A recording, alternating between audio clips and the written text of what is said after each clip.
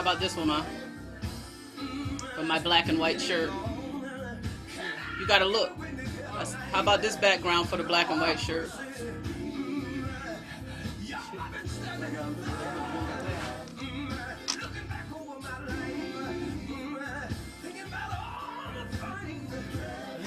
Look, be careful.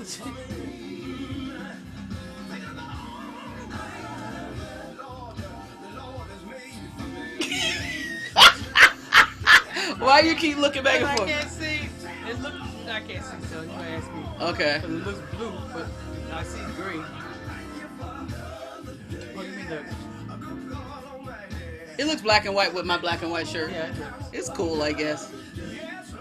More color. That's a lot. Try something else. See.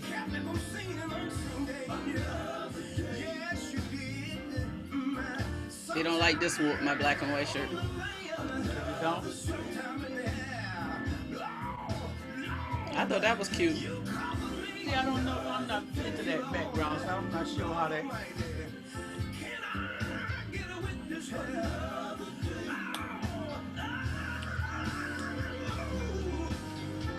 ain't gonna help me some of this. Try something else. Let me see. I'll add another one that I picked today.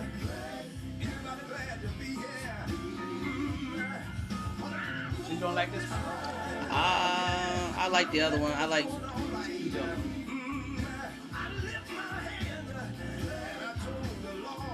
Hold on, let me see. I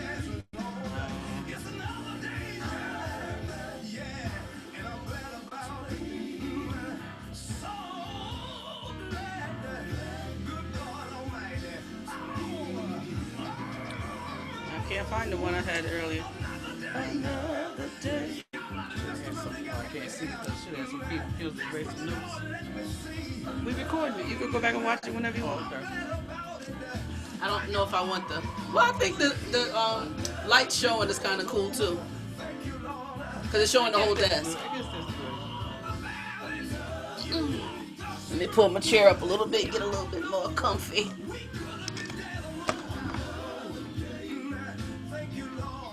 Okay. Because if I kept looking, I'm like, It's black and white. now it's black. Unless you want my chicken.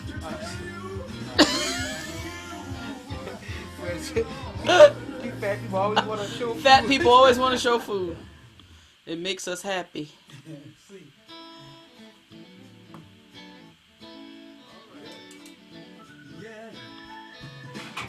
So it's long as a door. Yes.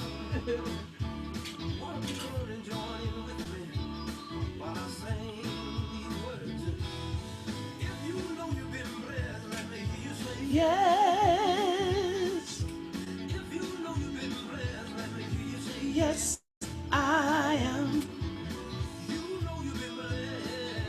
Yes. Shown up for the blessed by the Lord and He gave me the victory. Huh? 10 minutes. Look at that sit out of your way. It's right here. In the corner. If you want.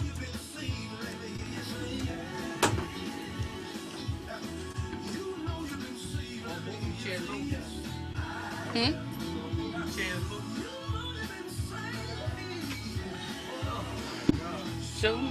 Show enough, I've been believed by the Lord and He gave me the victory.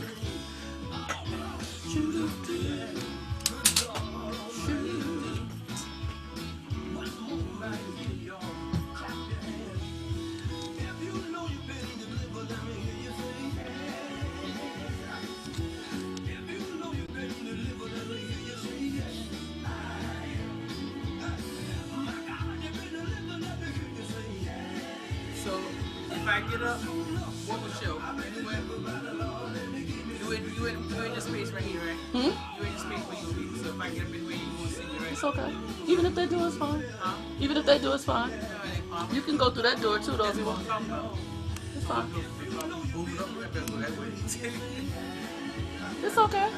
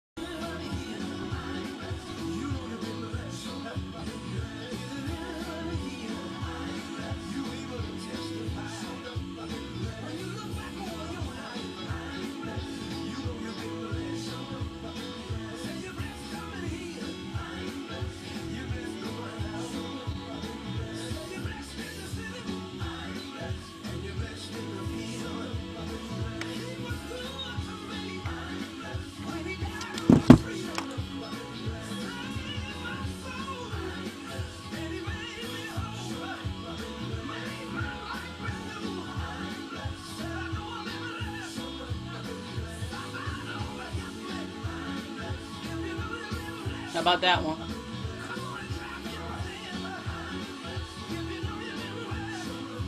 No? Hmm? Like a regular dress. You don't like the purple one? I like red glasses.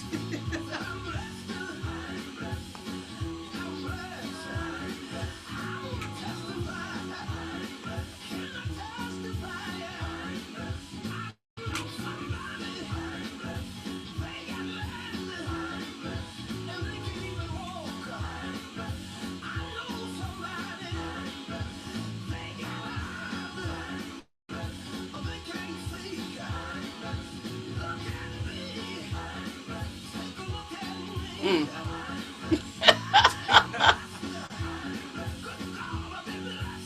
I'm trying to get you more. That was more clear to see your face. Why you didn't turn the light off? Oh, that's what. I didn't turn the light off. You gotta get me a something to drink.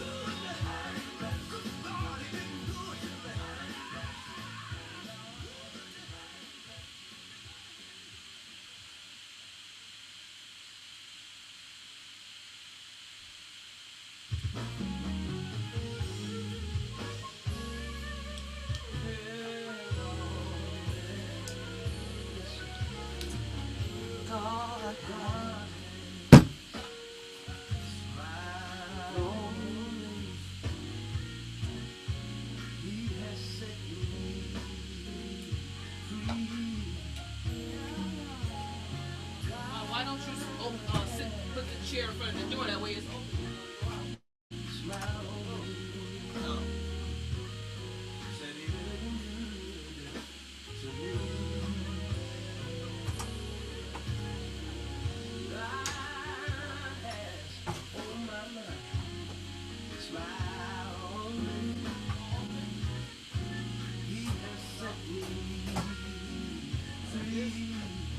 Just let off.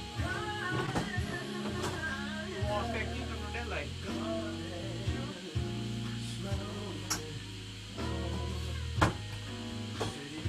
Knocking your bottle on the phone.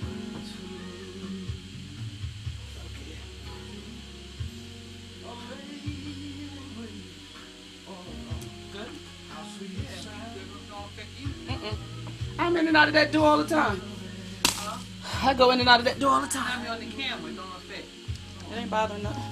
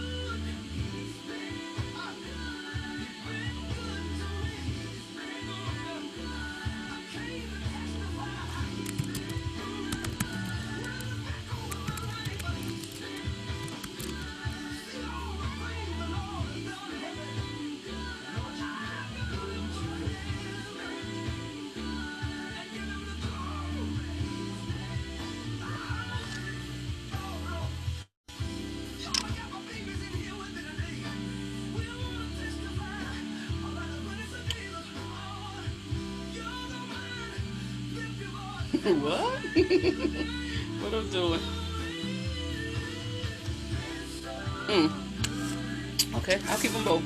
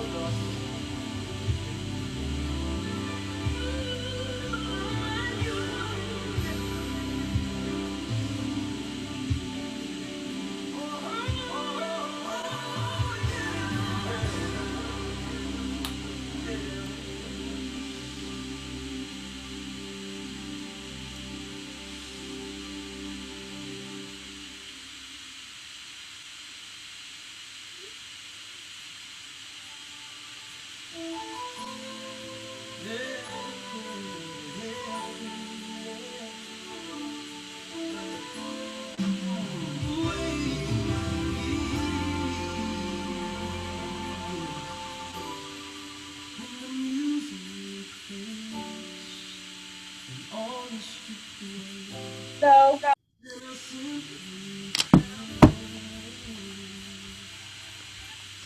I hear somebody's voice. Hold on.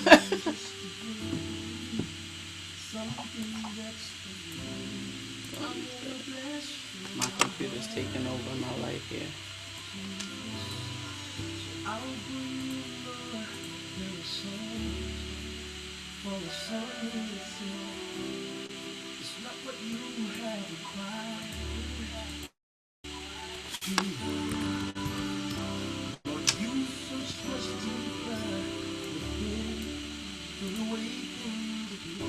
Hello, I hear you, but your camera's not on.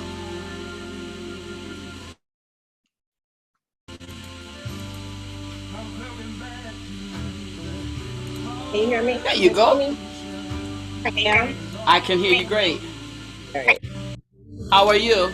Let me I'm turn off my mute music here. okay.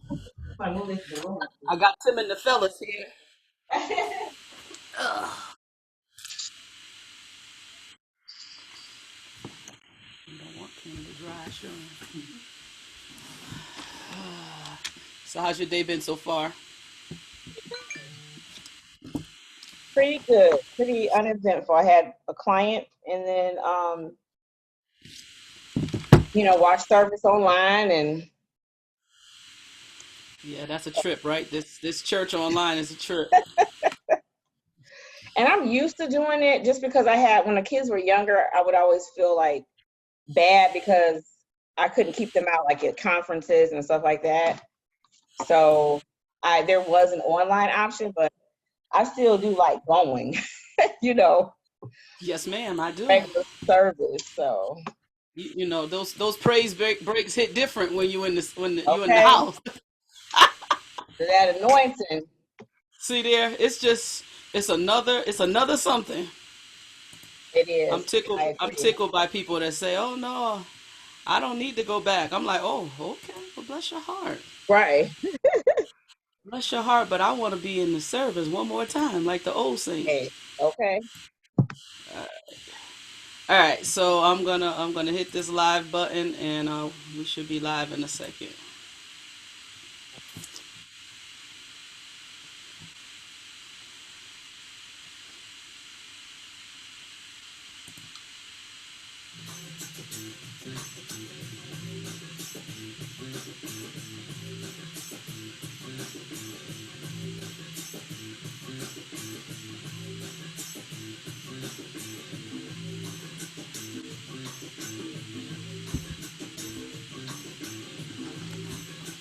This is Johnny Dooms of Entrepreneur on Fire, and you're listening to She is Talking with Carolyn Moore. You must be prepared to ignite. Hello, everybody. We are back again with T is Talking, and we are here to share with you some information about how to manage your money. The Bible says that money answers all things. A lot of times we always say that money is the root of all evil, but we need some answers, and tonight money is going to answer some issues. We're asking that you would take the time to click and share. Share and click. Get your folks around the table. We are talking about financial literacy. We're talking about how we should invest our money. It's going to be, what was that? The OJ said money, money, money, money. And that's what we're going to be discussing tonight. We're waiting for Pastor Scene to come in at any moment. He'll be joining us in this conversation. But tonight, somebody say tonight, we have Aisha Mcburrows with us, and she is going to be dropping some nuggets. So if I were you, and I'm not saying, telling you how to run your business, but I'm just saying, if I were you, I'd get my pencil and my paper ready because it's about to go down. Now, I understand, some folks eat late dinner, but you might want to put your dinner on hold until after this is over because it's about to get serious.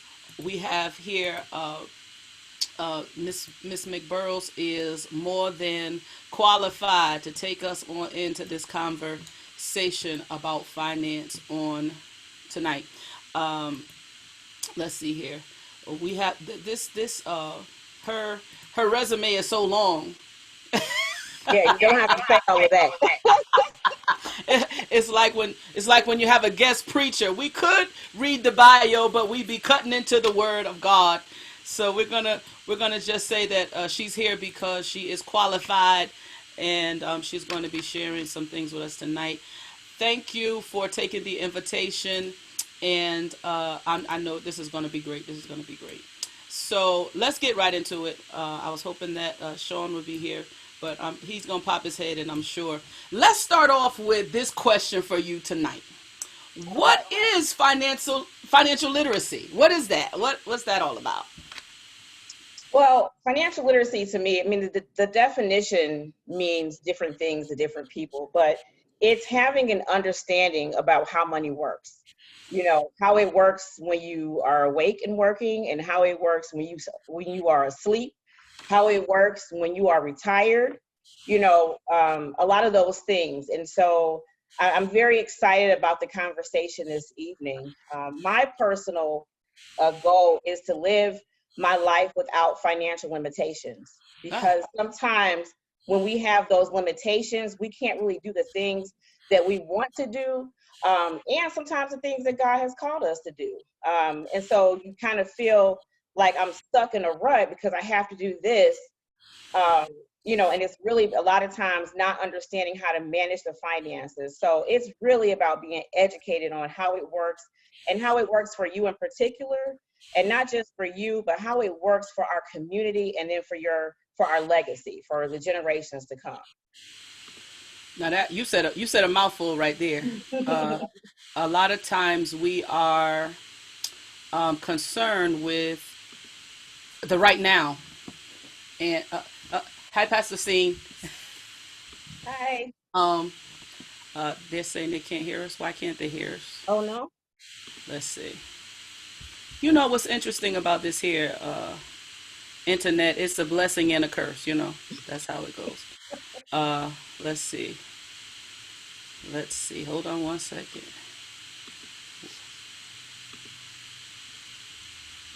Can you turn up the microphone on your device at all, Aisha?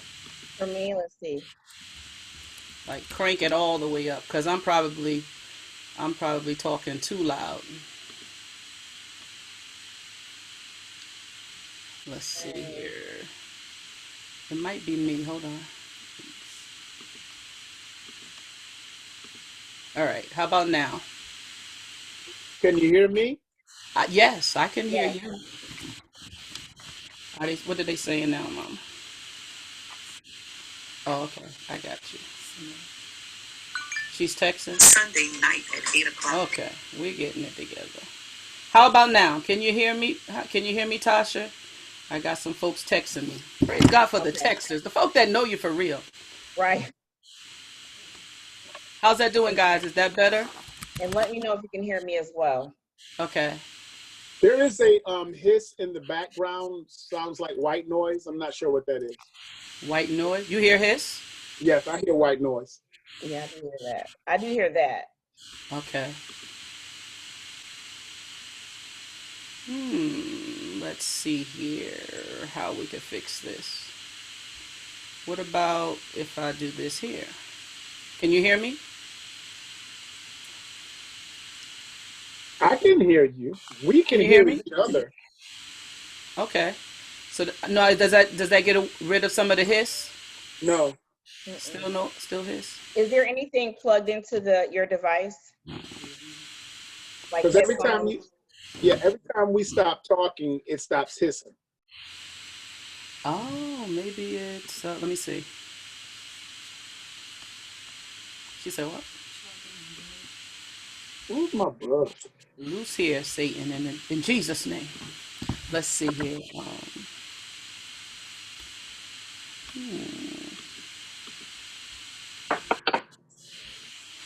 I don't know what that is.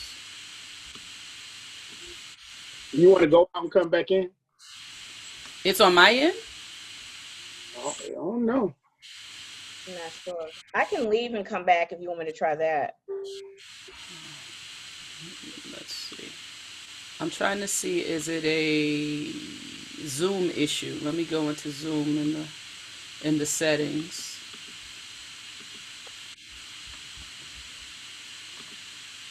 You never know.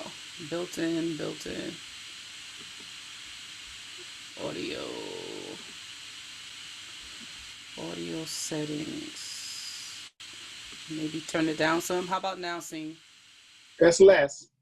Less hiss. Uh-huh. Okay. Maybe it's just too loud. That's better. Okay. Now, can the people hear you? Where's my Nobody's camera? texting me anymore. Okay. That might be a good sign. Y'all need me to sing a song? Oh yes. Not me. You do No. not just say. I think it's coming. How about now, guys? I'm talking into the phone. How about now? Those of you who are on You know Facebook, can what? you say something to me in the chat about the sound? This week's Tell me what's happening.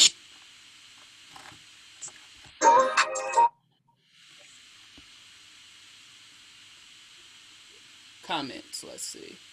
No sound. No sound. How about now, guys? Can you hear us? Tasha. Tasha, can you tell me? Still no sound? Really? Hmm, How's that possible?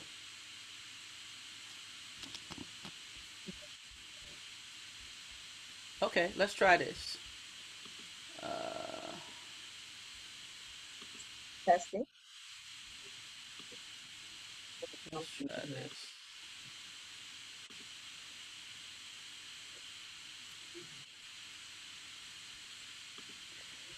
We're gonna do it this way.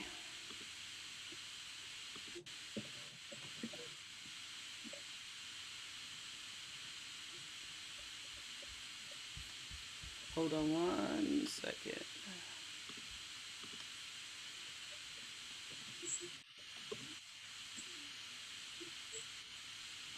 We'll see if this works. Oh, I hung them up. Tell them to re-sign in. It didn't, or whatever you did didn't work. It's still there. The hiss. Yeah.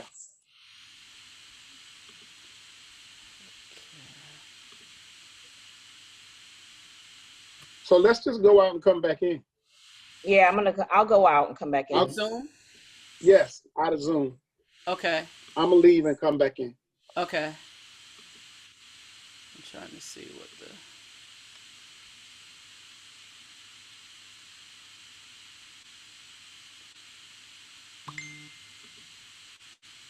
I don't know who that is.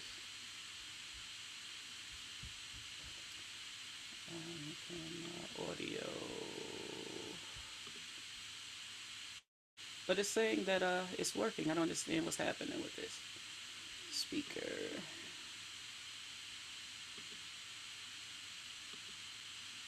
Testing 1, 2. Hmm? Okay, I do hear it when I come on. The hiss? Yeah. It's just like, it's like static. Like a shh. Okay. Let's unplug everything then. Let's see what happens.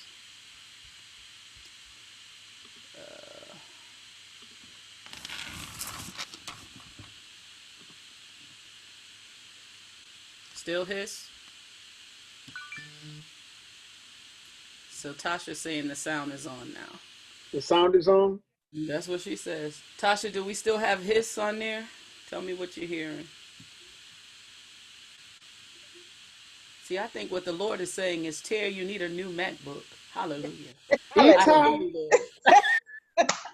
But you know, but I heard the Lord say, wait until Big Sur comes out. Okay. Wait until what comes out? Big Sur, the new Mac OS system. Write that down. Big Sur sounds like it's going to be of God. Yes, yes. Hallelujah. Thank you. Oh, wait too. I was just about to buy one. See what I'm saying? No, Mac is about to release a whole new set. They said they're gonna they've actually changed all of their stuff to a place where they're gonna be using their own processors. They'll still use the Intel or service Intel for about another 3 to 5 years. But you should wait until they get their own processors out. And that's supposed to be toward the end of 2020. See, this is why you got to follow the Lord. See, I knew there was a reason for the interruption. Hallelujah.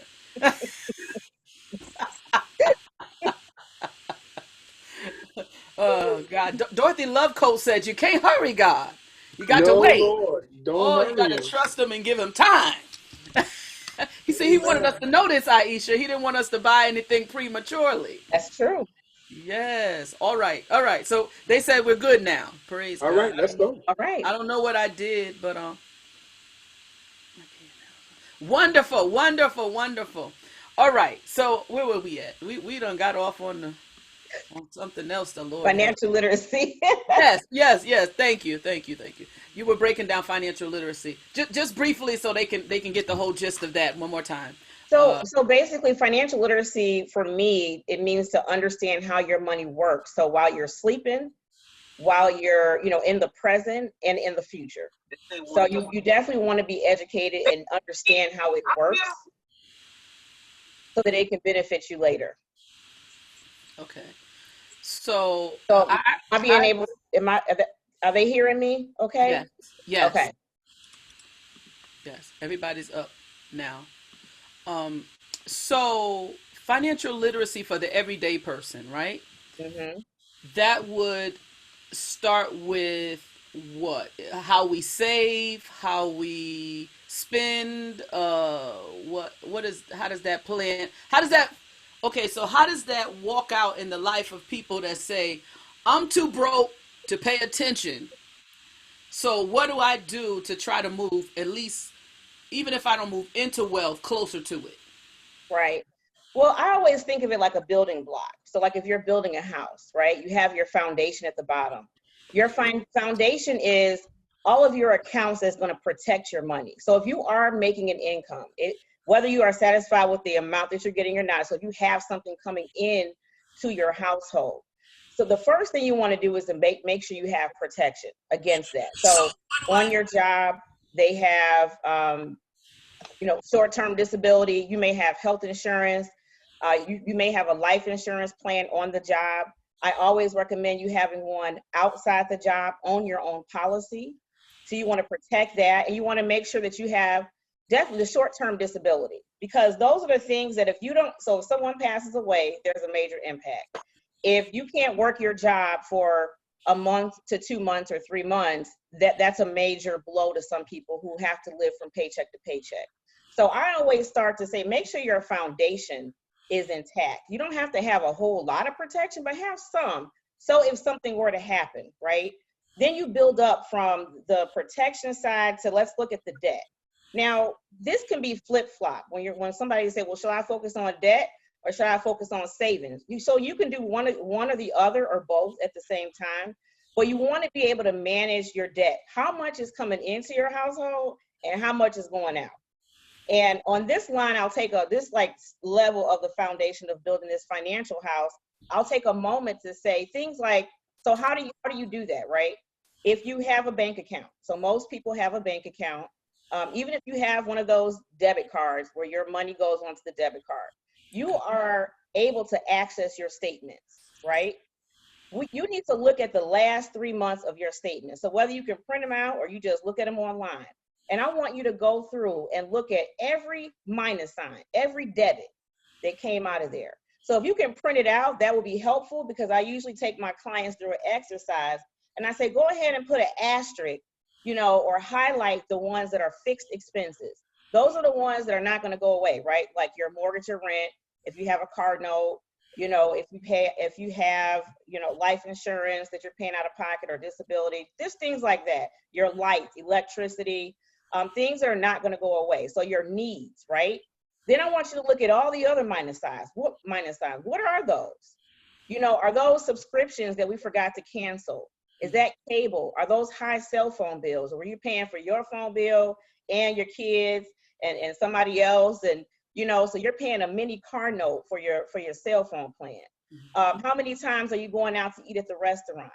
How many times are we going to get our hair and nails done? Look at all of those expenses, because when people tell me, Aisha, I don't have enough money to save, I say, oh, yes, you do.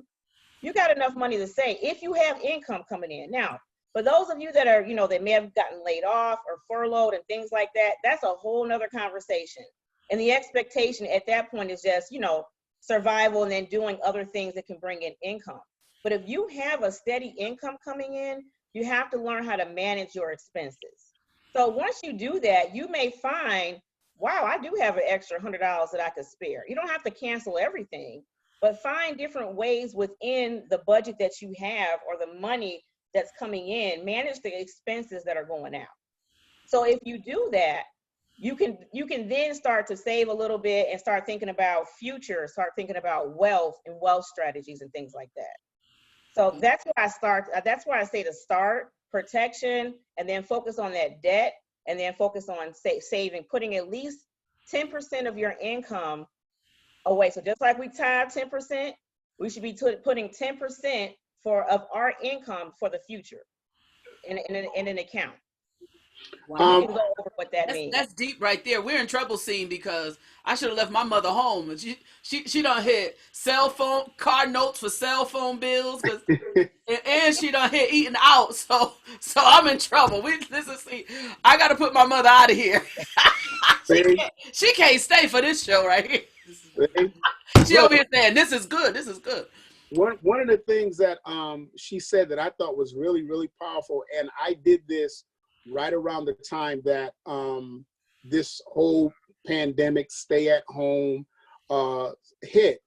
I started looking at what I was paying, and I was paying over $300 for cable television.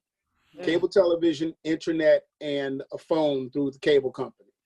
And so I called and I called and I called, and I must have called about 15 times till I got it down to $150. Oh, that's good. Yeah. And well, the reason is we no longer have cable television. I refuse to pay for cable television when you can get all the television you want for free over the internet. Okay. You sure So, can.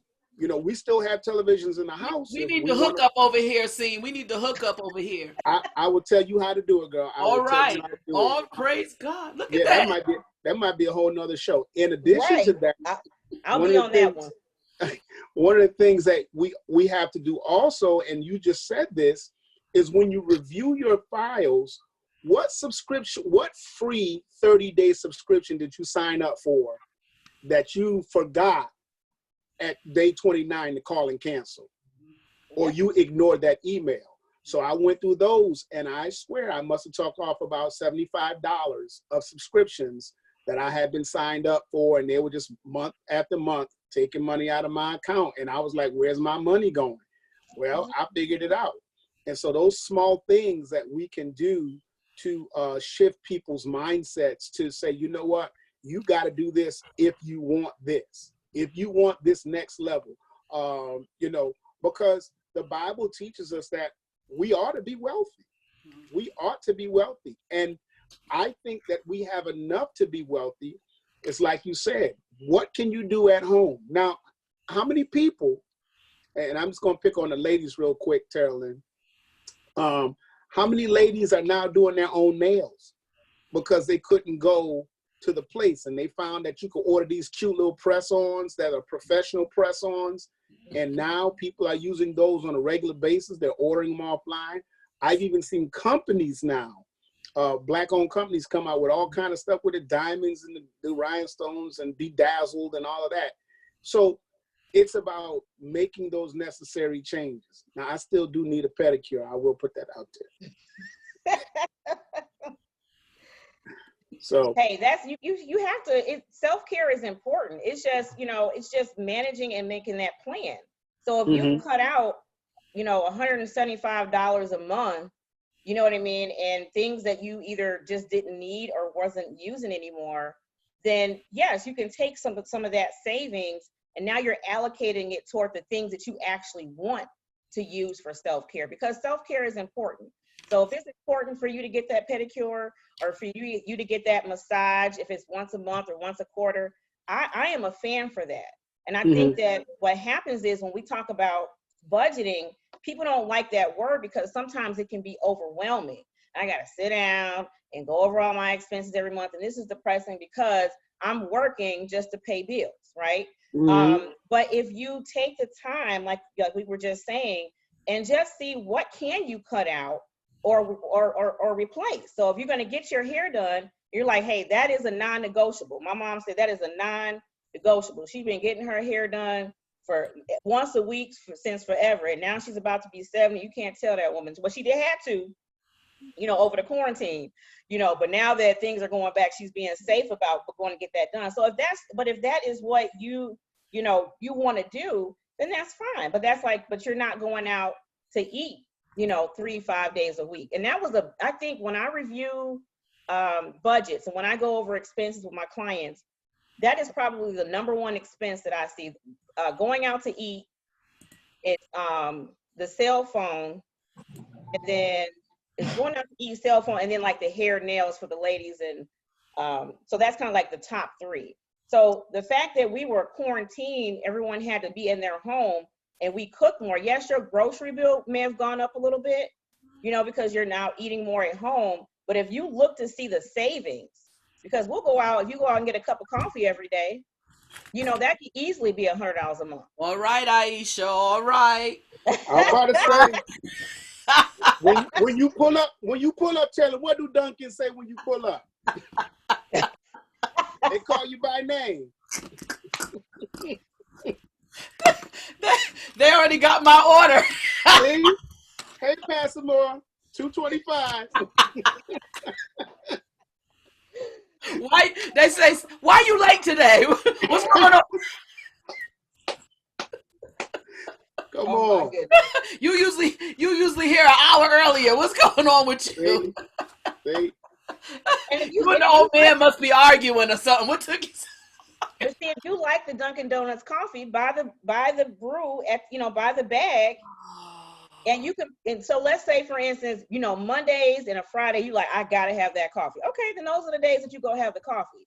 The other days, you put that brew, go get the Dunkin' Donuts coffee. K-Cups. Yes. And put it in there. If you like, you want to be fancy, you want the ground. Oh, my picture went off. Yeah, I was gonna say we lost you. There we go. If you want to be fancy, you want the, the ground or the bean, you can get that too. It will. I mean, you'll see that it'll start to save money, even if it's $10. If you save $10 a week, that's $40 a month. You know what I mean? That could be going into a savings account or an investment account. So this stuff. I want to say to our listeners, if you have any questions, you can text me at 929-279-3828. Again, 929-279-3828. You can text your questions if anything comes up while we're talking. This is good stuff because a lot of times I think we just assume that we're too broke to move towards wealth. We think that if we don't have especially if you don't have a great job, you have a okay job, and you're trying to make your bills and stuff. I don't think people really associate that to I can really save, or the debt to income ratio. We don't take that into consideration because we're just like, child, there is no ratio. I just got to get these bills done, and so.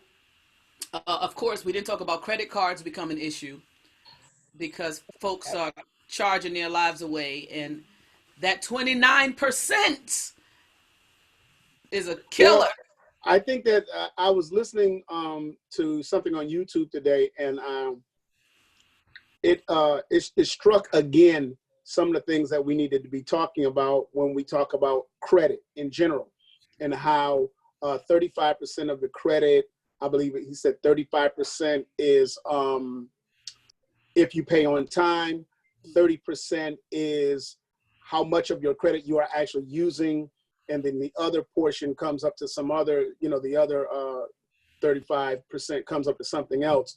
But what we have to keep in mind is if you're going to spend it, you got to pay it. So if it says $25, send the $25. Don't make a mistake and forget 1 month and then you'll out in the next month and you 3 months behind. That's when it is.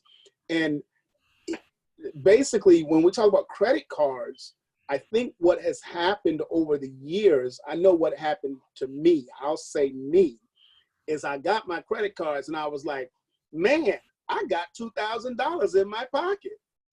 When in actuality, all I really had was a piece of plastic that said, I'm taking out a loan from somebody for $2,000. Thank you. And what I really need to get to the point is that this should be a fallback. This should not be what I'm buying my groceries with. This should be a fallback. If, God forbid, something happens to one of the kids and we have to go to the hospital and we don't have that cash, that's what that credit card is for. It's to float me till I can get that stuff taken care of. And I just wanted to show you this. Can you see it? Oh, there it is. Yes. Okay, that right there, that's a bag of coffee, Black-owned company. I got 5 of these sitting in my thing. I just did the math for you, Tara. I did the math for you.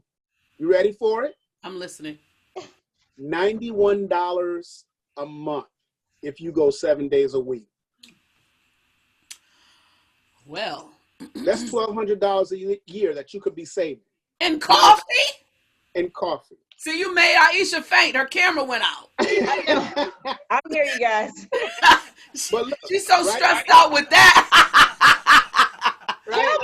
Look, and this will make you, I don't know how big your cups are, but I'll make a pot each morning, and I can drink for the entire day off of that pot that I make. I normally make like 6 cups, and I'll drink that throughout the day. And that one bag will last me 2 weeks, and that was $12.99. Oh, okay. So, I'm sorry. Okay. So you were talking a minute ago about your employer and the investment programs they have. Was that what you were talking Right, about? life insurance, investment programs. So Um, yeah. as an employee, you should be asking your human resource department about these things. How does that work?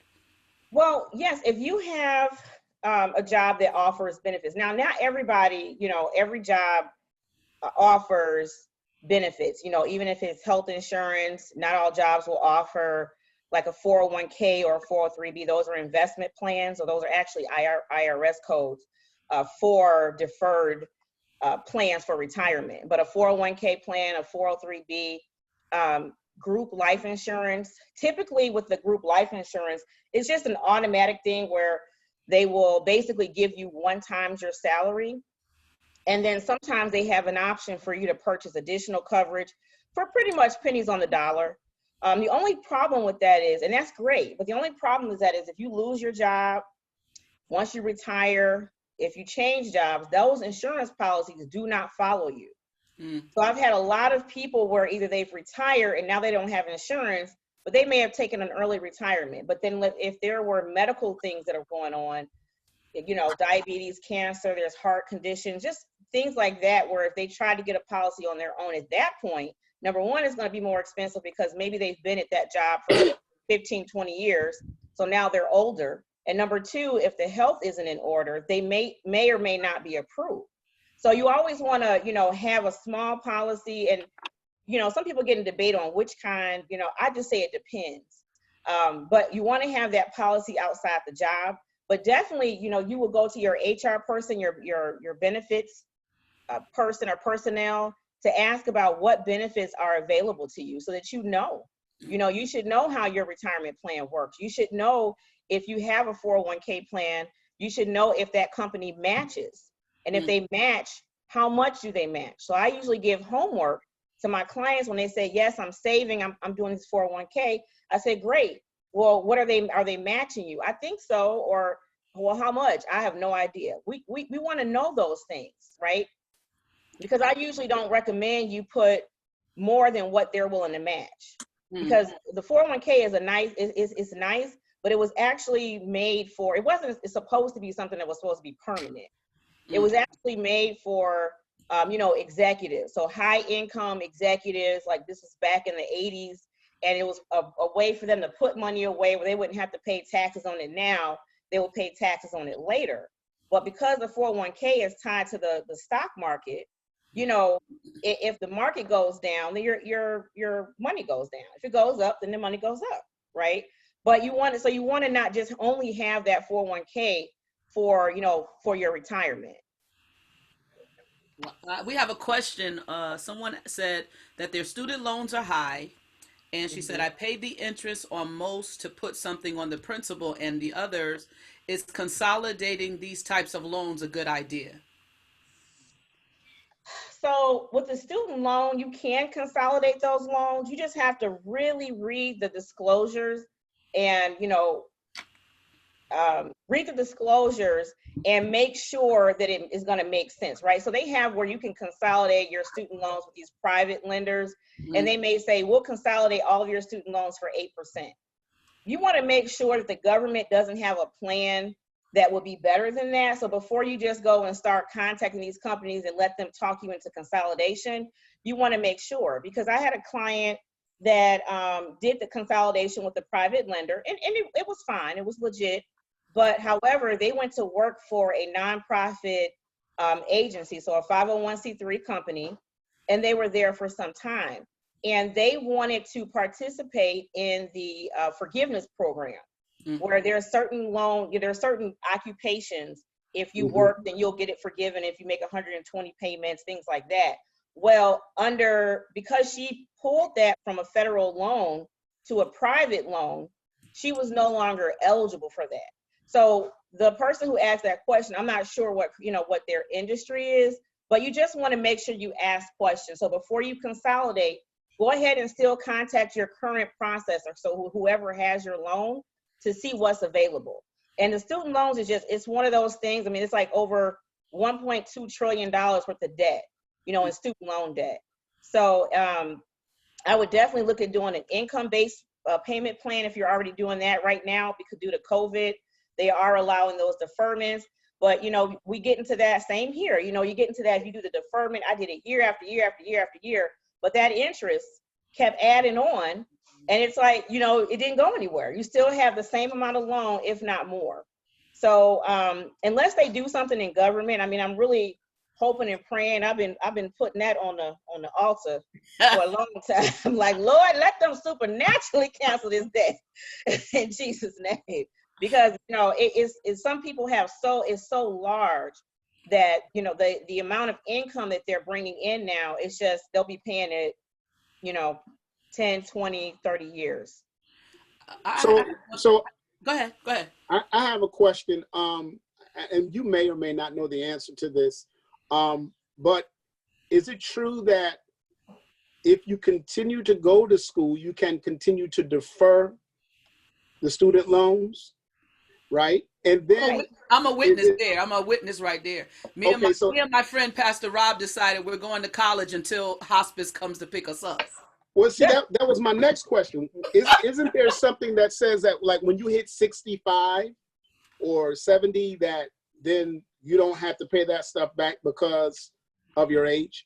Have you heard that before? I have not heard that. I'm writing that down as a takeaway. So I'll do some research. Okay. I talked to a few attorneys that I know that help people with those student loans that go into default. But I know that if you're going to school and you defer it, I do believe like the interest doesn't keep going, stacking up. Like, right. Like you can still make those interest payments, but it's different if you just defer it because you say that your income is, you know, let's say your income is not high enough and you can't afford to pay it.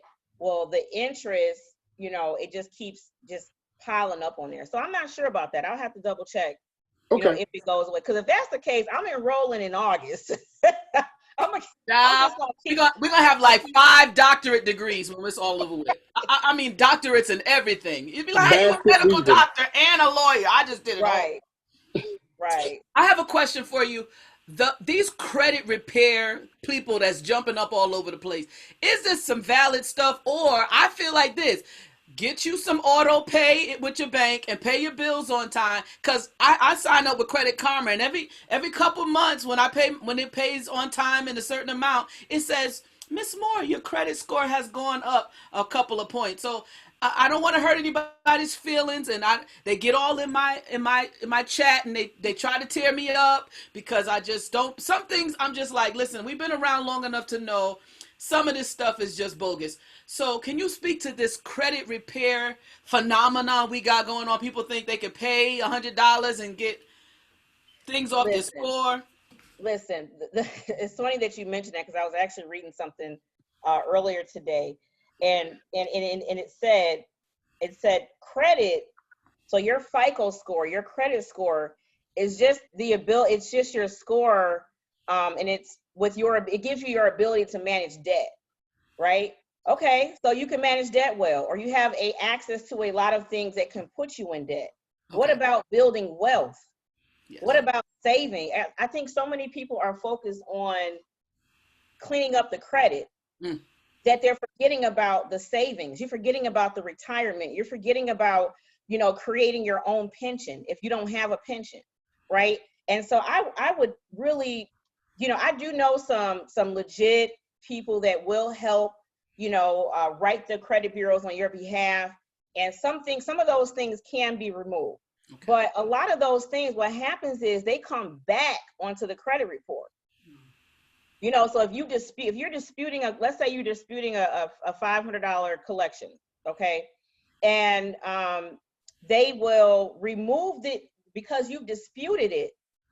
That, whatever that bad score, whatever was making your credit score go down, it removes it from the picture, right? So then you do see your credit score go up. But if it's not satisfied, or it comes back on there because someone else can purchase that debt, another collection agency, and they can put it right back on your report. Wait, so they're selling my debt? What is that? Oh, absolutely. Wait a minute. Okay. Like, you know, it is big fraudulent to do that, you know. But at the end of the day, like if you end up going to court and have to stand before a judge, and they ask, is this your debt? Did you swipe your card and put these charges on this card? Now, it's up to you. What is your integrity? Did you do it? Yes. No. So if you go in front of the judge and they say, did you, is this your name? Did you apply for this credit card, and so forth and so forth? You know what I mean? If it goes all the way to that point. So I just feel like you just have to really be careful with all the credit people, because I know people that are paying a lot of money every month. They pay $1,000. But it's Shaniqua and them that's saying they can fix your credit. Shaniqua, how you fixing my credit and you couldn't get your car fixed last week? Get out of here. Hello. You just have to be careful. I think what Minister Aisha said is really powerful, that we really need to start thinking about building wealth and not necessarily trying to fix the credit. If your credit is so jacked up, build your wealth and eventually your credit will follow. Because that's a good word, Reverend. That's a good word. You'll learn about paying on time. You'll learn about staying focused. And I could give you $100 to send me a batch of letters that I have to sign, that I got to go out and buy stamps for, buy envelopes for. Now I'm just telling you the truth, because I did it. Mm-hmm. Same I here. did it. And you send me a batch of letters and say, okay, now you take these letters, you go to Staples and make copies of these letters, sign these letters, So now, not only have I given you $100 or $200 or $300, whatever it was to get in, now I got to go spend more money that I quote unquote don't have, trying to do something. Well, I could have taken this $1,200, $1,500 that I gave you over the past year. If I had that $1,200 or $1,500 for you to fix something, I could have put that into a bank account and started building wealth. I could have put that into a whole life insurance policy and started building wealth. And I'm going to piggyback off my statement, whole life insurance. Have you heard of the concept of, what is it called? Infinite banking. Mm-hmm. What is your thought process on that? I'm about to get the book from Mr. Nash. Mm-hmm. And that's my phone. I'm gonna have to call him back. I'm sorry. So the guy's name is Nelson Nash, and he has a book out. It's called Become Your Own Banker.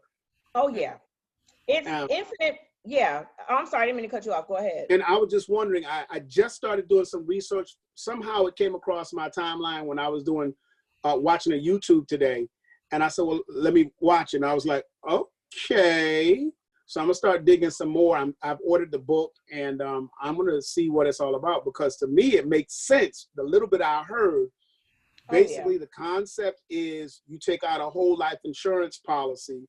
Then once you have enough saved up in that particular policy, you can pull money from that for your big purchases. So if you want a car that costs $50,000, you borrow against your insurance policy at a 3% rate, as opposed to going to a bank that's going to charge you 18 or 19%.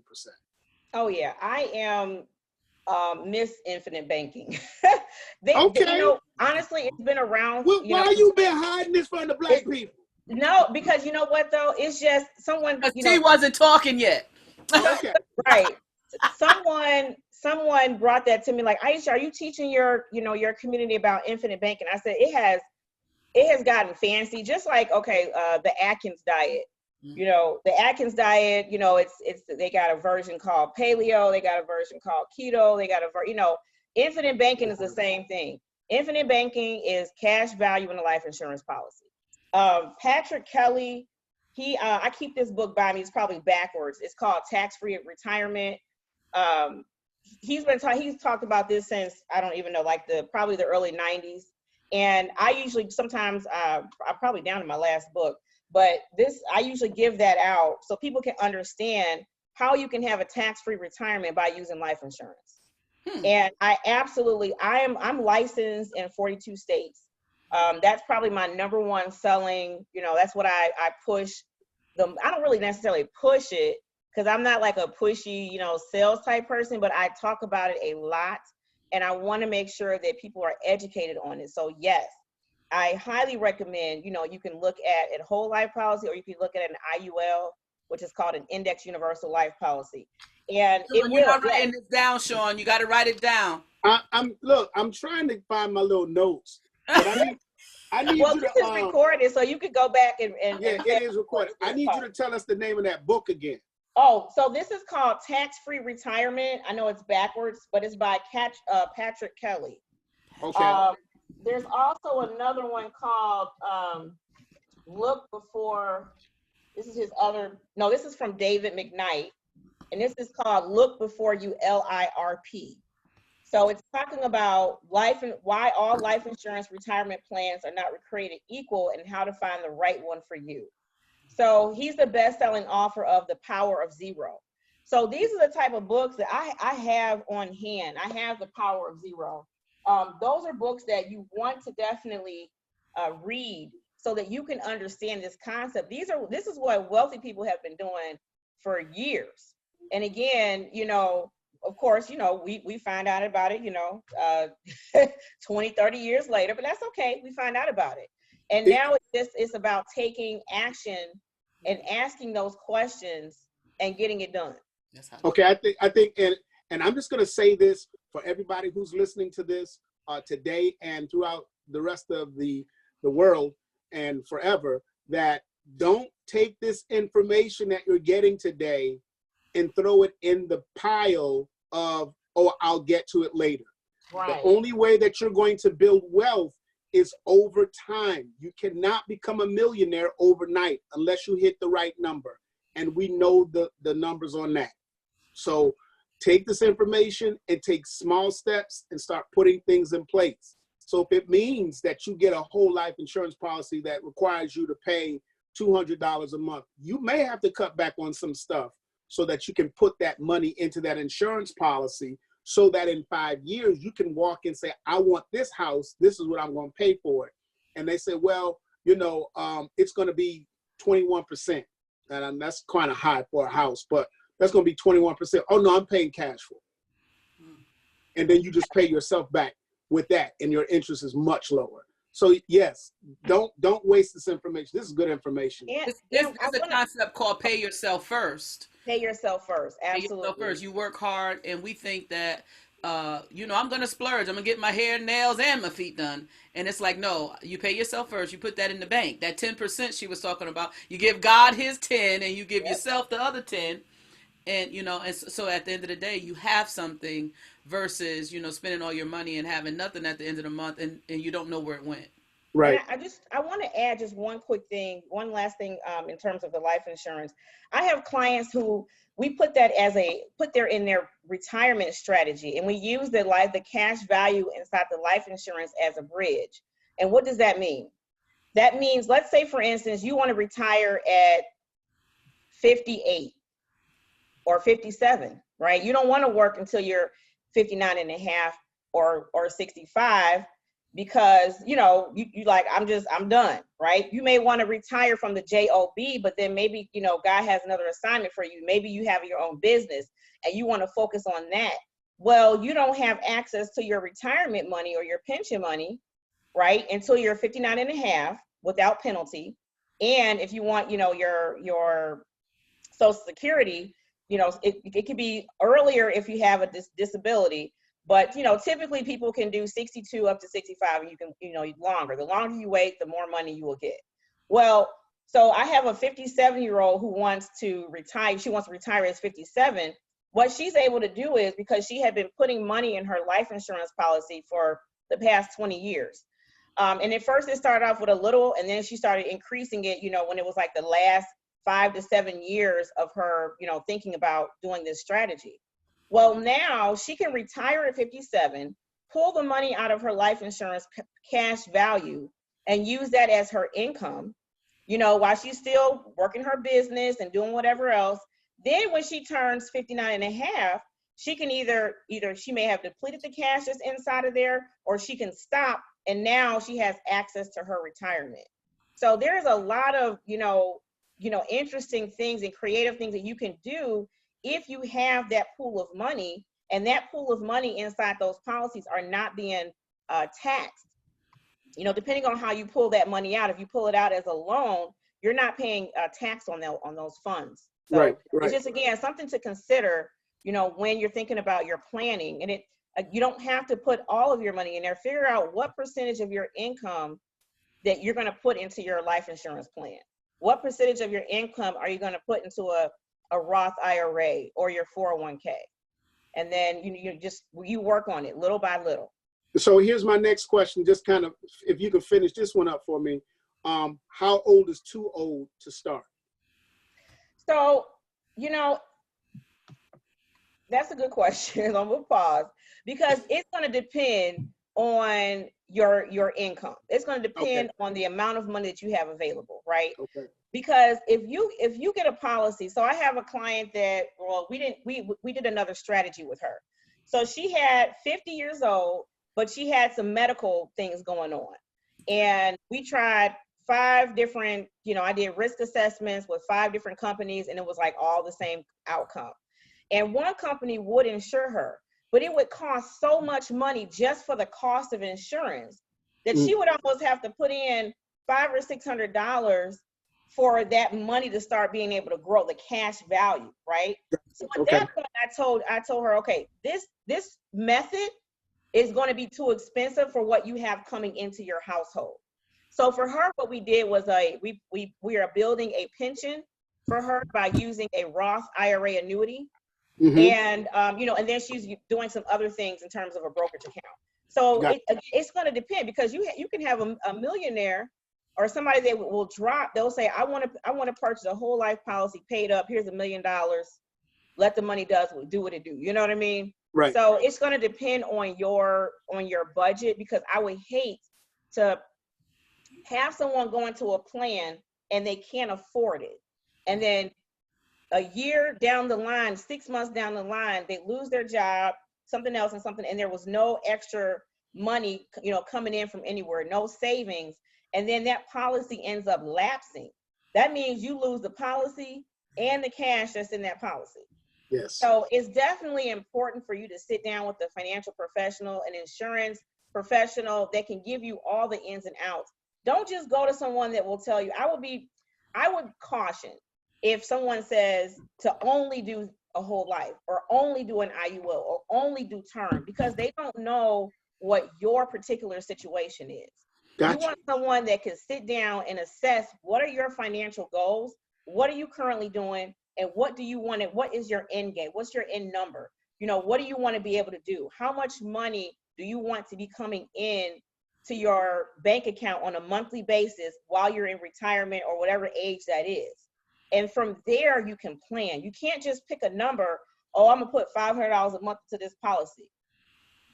You don't know. You know what I'm saying? It may not be cost effective for what you're trying to do. Okay, thank you. We have a question. Okay. Does an employer contribute to an HSA plan annually, or is it a one-time occurrence? So a HSA, a health savings account, those are high deductible health plans for those of you that don't know. So it's a healthcare benefit, right? So some people have a PPO plan, HMO, and then there's an HSA account, and that's hooked to a high deductible health plan. So an employer, I used to work for a big, one of the largest, I think I'll say top 3, so I won't say the name because I don't have good things to say. Forgive me, Lord. But anyway, I actually was a HSA specialist. So I worked there for 3.5 years and really learned that business. So companies do not have to put a portion in there for you, but a lot of them, they do, right? So they'll say, if you open this high deductible health plan, we're going to fund it with $1,000 or $1,500. They may do it as a lump sum, you know, so they'll put it all in, or some will put it in as you put money in. So as you're paying into your HSA plan, then they'll put their money in as well. The nice thing about the HSA account, I really wish I was more educated on this plan when I was younger, because, you know, all the times that I paid for a PPO plan and I never went to the doctor. Never. I mean, I know that that's a blessing, but all that money that I was spending every month paying my insurance, I never went to the doctor except for just what was already covered, you know, the preventative. With the HSA plan, when you're putting that money in there, and even if your employer is putting money in there and you decide to leave that company, you get, whether it's voluntarily or involuntarily, that money that you put into that HSA account on that card is yours. And you can use 10 years from now, 20 years from now, tomorrow, you know, as long as it is a qualified medical expense. So that's all your prescriptions, you know, your deductibles, you know, therapy, massages, chiropractor, all of that. You could use your HSA card for that. So if you have that as a plan and you don't understand how it works, definitely make sure you get with your benefits person so they can explain it to you, because they'll even ask you questions like, okay, how often do you go to the doctor? You know, of course, you don't know if you're going to have to go in terms of an emergency, but is there, you know, do you go on a regular basis? Do you take a prescription? Have you already been kind of diagnosed with something and you're so then that may not be the best plan for you. But you want to check it out, because I'm telling you, I wish I would have done that, you know, because I would have had 5,000-6,000 or more sitting in an account because of all those years when I was in my 20s and my 30s that I didn't really have to go to the doctor, you know. And even if you have to go in an emergency, you're still covered. It's just that your deductible is higher. But that's why they're going to put a portion, well, most companies put a portion of money in there. So if you did have an emergency, you had to get a surgery, they're trying to help eliminate, you know, alleviate some of that cost, you know, on yourself. So hopefully that answered the question. So my question is, because we've been talking about, you guys have been talking about some fancy life insurances. That's fancy. Yes. You know, because most black folks, we just worried about getting that 30,000 when grandpa dies. So is that you know, is are we getting a remix of insurance policies, or we just learning another way that we should handle this? Because y'all, the fanciness y'all talking about don't sound like it's gonna bury grandpa. Oh, And it will. It does. It will, because it gives you more access. Okay. You know, I have someone that after we finish this, I'm going to call. They called and said, Aisha, we want to get life insurance for our two dads. So husband and wife. I'm sorry. You know, both dads, I'm sorry, but her dad and then his dad. So one was 74, one was 64. They said, can I get a 10-year term? I said, absolutely not. I wouldn't put a 10-year term, because you're going to be paying, you're going to be paying almost $200 a month. And it's going to run out, and they may not even get approved anyway, because they were like, no medical questions if possible. So for those individuals, we're going to do a final expense plan, which is a whole life. And it's a final expense. So either they'll put like a 2-year clause. So it's saying that if they pass away in the first 2 years of having this policy, we're not going to pay out the $30,000 or the $40,000, but we're going to give you your money back plus 10%. So it's like it was sitting in a savings account or a CD, right? But if they live past the 2 years, then if they pass away after that, they'll pay out the death benefit. So in their case, I would not recommend, you know, a regular whole life or an IUL, those fancy term policies, because that would not make sense and it would be too expensive. So that's what I mean when I say, you know, all these policies are not for everyone.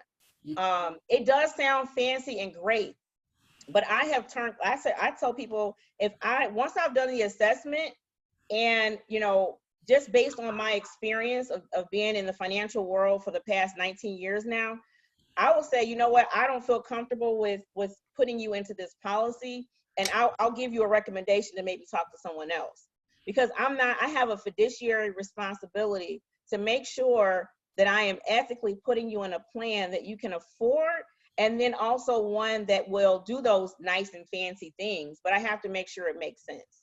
So I don't think you get away from your term. You don't get away from your final expense, because term is great. I have term. I have all three. Term is great because if you have a young family, you know, you have young children, or you have a big mortgage, or you have a mortgage, or you want to be able to put your kids through school if you're no longer here, a term policy is great for that. You know what I mean? Because you can do a 20-year term, get $1 million. If you're less than 30 years old, even if you're 40, you can pay for $1 million, if depending on your health, sometimes less than $100 a month, or just a little bit more. That's $1 million. So again, That's if your you want coffee to, tea. that's your coffee. There you go. And then don't forget about the babies. I don't know why as parents, and I think in our community, it was like taboo. Ooh, I don't want to get life insurance on my kids because if I do that, that's just sick. You know, you're going to get a policy on your child because you want them to die. No, that is poverty mindset thinking. Come on here. I Millionaires, like that. I like that. That's a good word right there. poverty mindset thinking. Millionaires put policies on their babies at 14 days old. They start building wealth for their children because that whole life that Pastor Sean was talking about, you can put that on your child. Now you have to at least have 50%. No, your child can only have 50% of life insurance, 50% of what you have. So mom and dad together. So if me and my husband have $1 million worth of coverage together, then my child can have a $500,000 policy. A $500,000 whole life policy for a 14-day-old baby is so cheap that, Yeah. you know, in retrospect to what it would be if, you know, now you're 40 or you're 20, but they start dumping money into those accounts when those children are young. So then when those children go to college, guess what they're doing? They don't have to get student loans. They're borrowing off of that. They pulling the cash value out of those policies to pay for their college each semester in full. So don't forget about getting our babies insured. And even if it's something like, well, Aisha, I can't afford to do all that fancy stuff. I put a $4 a month. It was a $10,000 policy for a 1-year-old. It'll cost them $4 a month. Aisha, where have you been all my life? I don't Where have you been? I almost don't want to put your email address in the chat because there's going to be such a line for me to talk to you. Yeah, it's this is amazing stuff right here. Yeah. I got a this. question. I got a question here. How helpful are apps like Acorn, Robinhood? Do you feel like when we're talking about building wealth, that these are things that we need to be accessing, or is there something else for that average everyday Joe who goes to work, who says, I've got this extra $100 that I want to start investing in?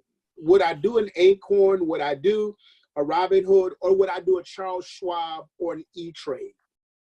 Yeah, so that's interesting that you asked me that, because I kind of go back and forth. But I talked to a colleague of mine, and because at first I was like, you know, I didn't really agree with all the app, the Robinhood, the Acorn. There's another one that's out there where it'll take your change and, you know, all of that. As far as just saving and wanting to put money aside so you can start building your emergency fund, start having at least $1,000 in a savings account. But honestly, you know what? Because people are so, we will go out and spend $50 going out to eat, right?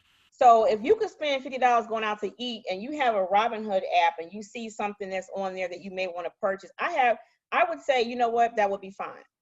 Now, as far as building wealth, I think that you want to make sure that you're talking to a professional. So like, right, Charles Schwab, you know, E-Trade, I think that those are maybe just, in my professional opinion, I think that those are a little bit more on the, you know, higher caliber side. But I have a Robinhood app, and, you know, I'll just, you know, it's kind of like my play money. You know what I mean?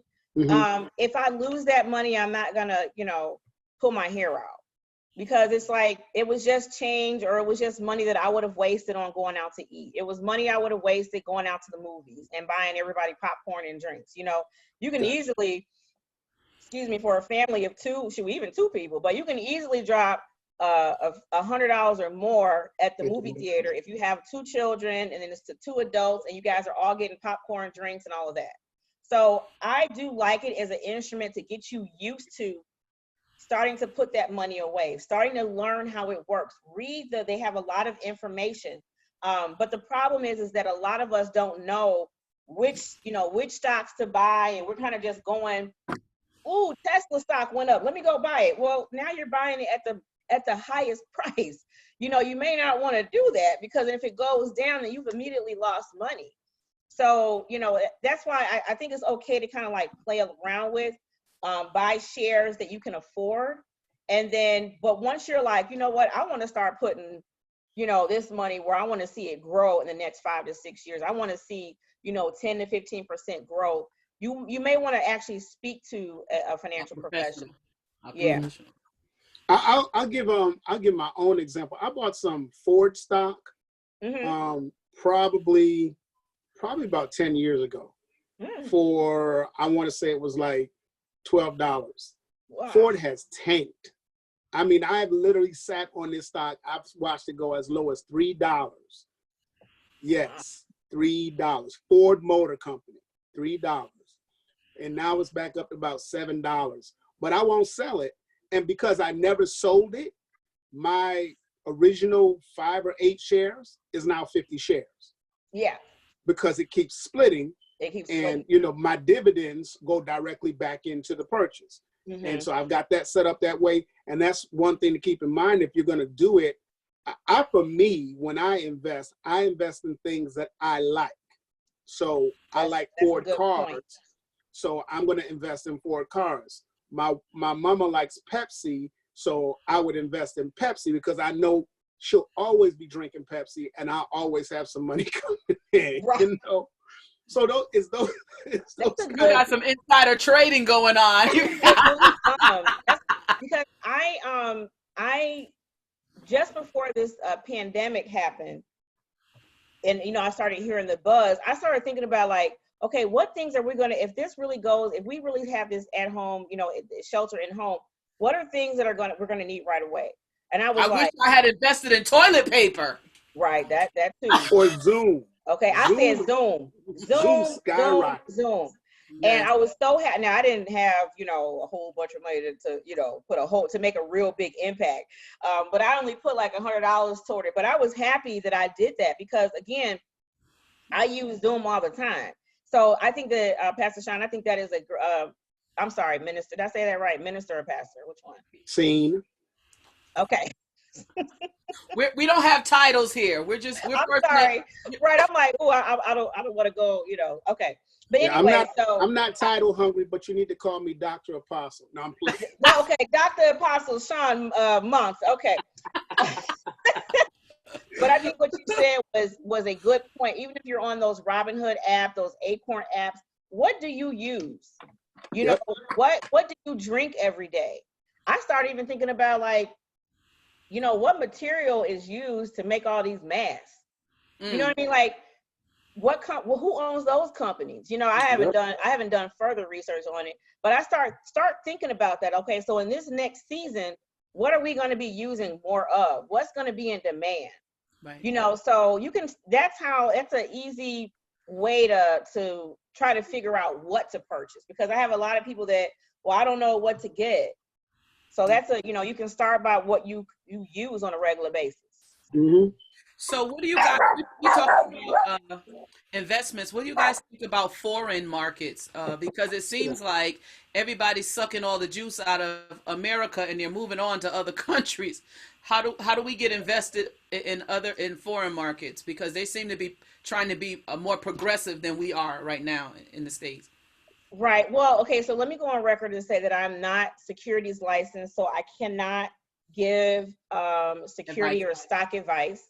Okay. However, what I would do is, in terms of foreign, that's where you want to make sure you're working with an advisor, a financial advisor, someone who can, give you the insight in that. Because in my portfolio, I do have that. I have a mix, though. It's a mix with American market, it's a mix with foreign, and I think that it's important to have that mix. Because what's happening now, in my opinion, is that the stock market is getting saturated, so that's why when you said, it's split so many times or the price goes that low for Ford, you know what I mean? Like, if there's a lot of people, so they're like, oh, it's $3, let me go buy it, where everybody's kind of buying it in at $3. So when it does go up, you're not gonna feel the true gain it could have been, because now, everybody and their mama went and bought the $3, Ford stock. So again, it's one of those things though, when you go into that, when you're going to play that game, you want to work with a professional and you want to be in it for the long haul. And you want to say, if you lost this money, like there was this young investor that lost, I forgot how much money he lost. I think it was over. It was $1 million. Yeah, okay. Because I was going to say, I think it was over Yeah, $1 million.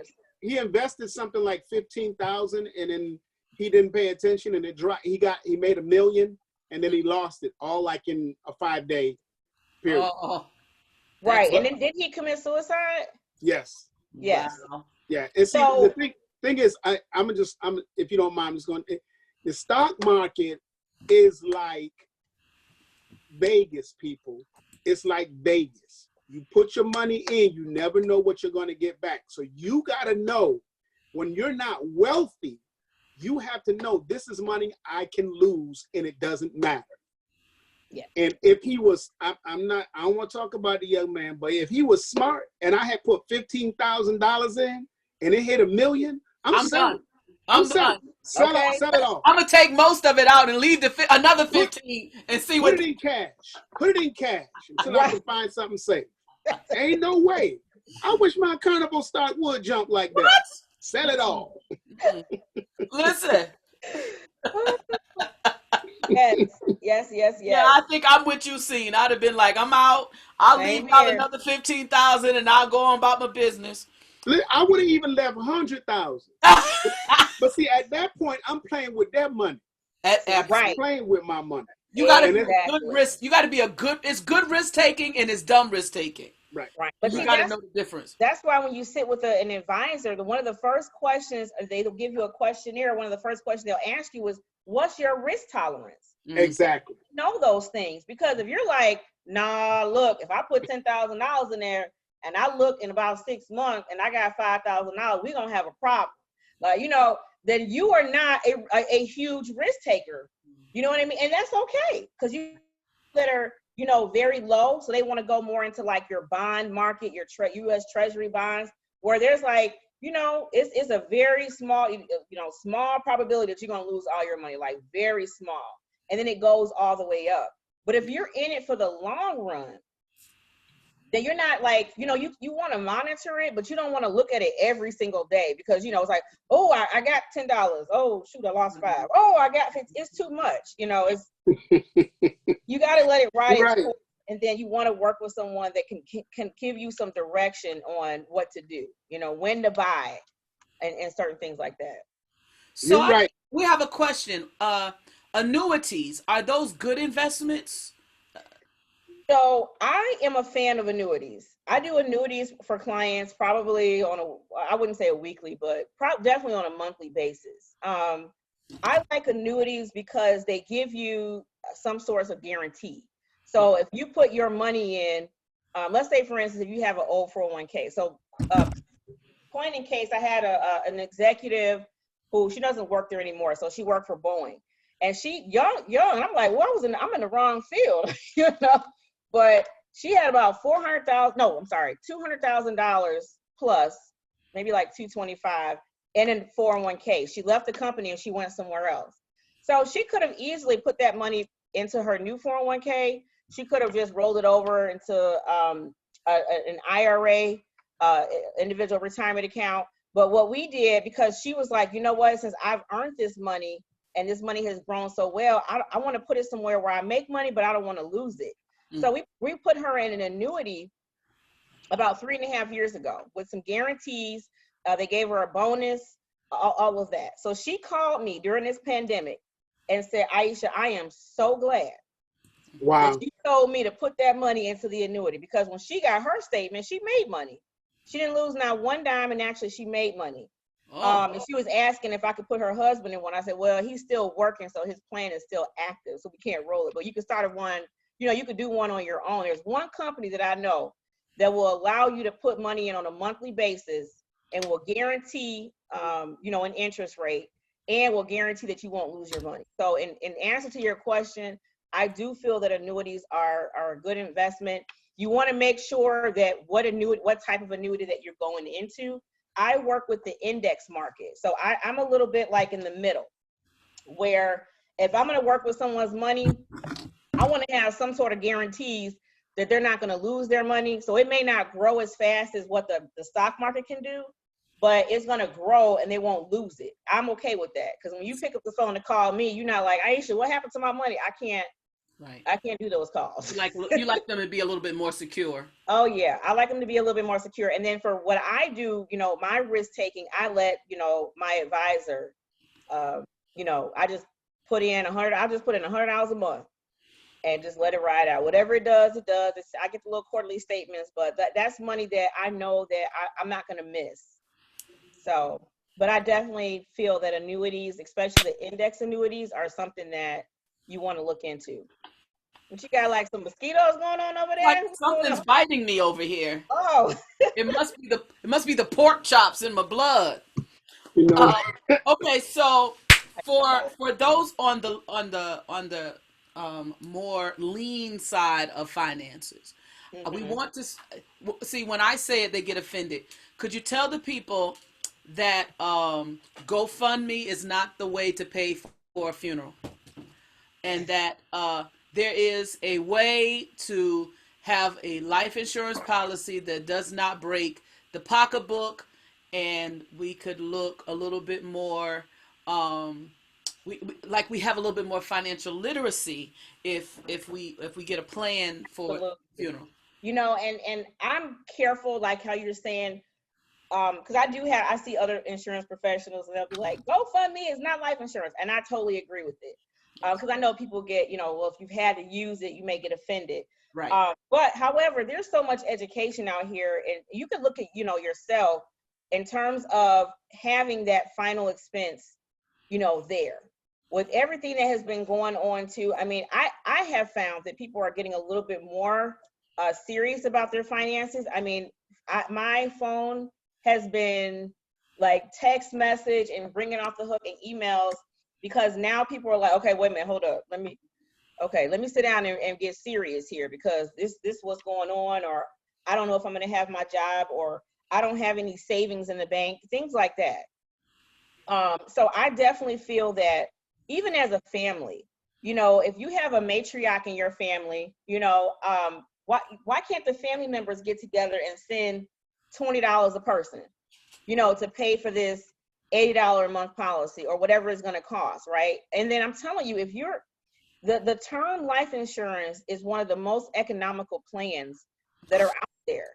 So it's hard to, when people are, when that, and then you don't get the insurance, but you see people taking all these trips, and you see people, buying all these shoes and hair, and listen, I tell people, like, listen, I'm not trying to count your coins, because you've worked hard for that, and you could do what you want to do with your money. I'm just trying to, bring awareness of, why don't we try to, save that money and protect it? Remember when we first started this, I said, when you're talking about financial literacy and building your financial house, it's just like you got to lay the foundation, you got to pour the concrete. Well, that's your protection.